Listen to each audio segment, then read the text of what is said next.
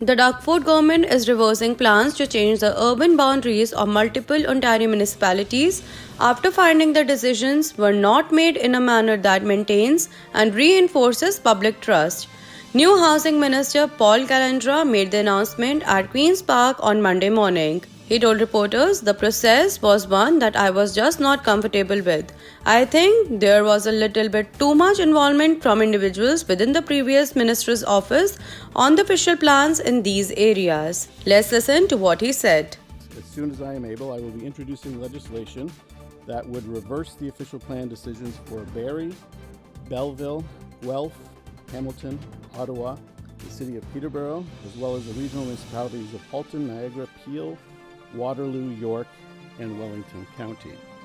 The legislation would wind back provincial changes to official plans and official plan amendments, except in circumstances where construction has started or where doing so would contravene existing provincial legislation and regulation.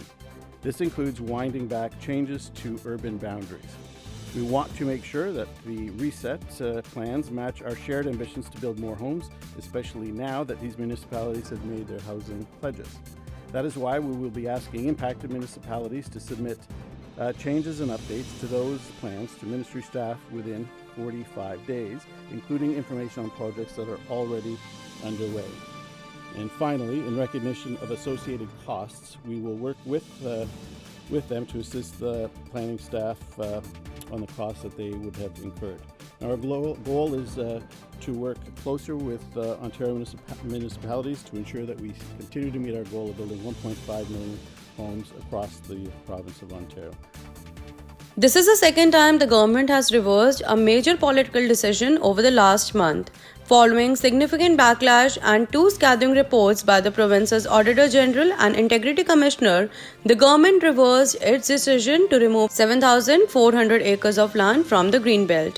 The report found that a lack of leadership and a deeply flawed process led to some developers being favored when the land was divided up. Then, Housing Minister Steve Clark, as well as his Chief of Staff, resigned in the weeks after the reports were released.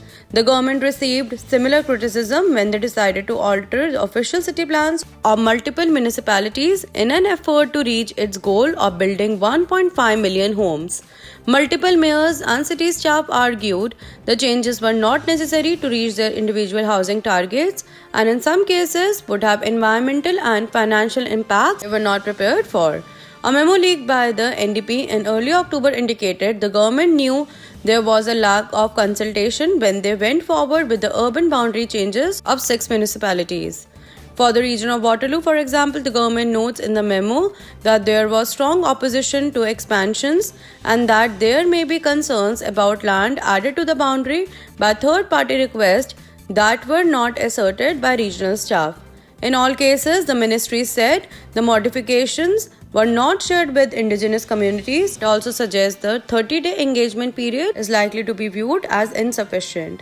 The New Democratic Party has requested the Auditor General review the government's decision to change the urban boundaries. However, it's unclear if the investigation will go forward now that the change have been reversed. Minister Calandra said, "This really is a reset for me as a minister to work with my municipal partners so that we can remain focused on working together."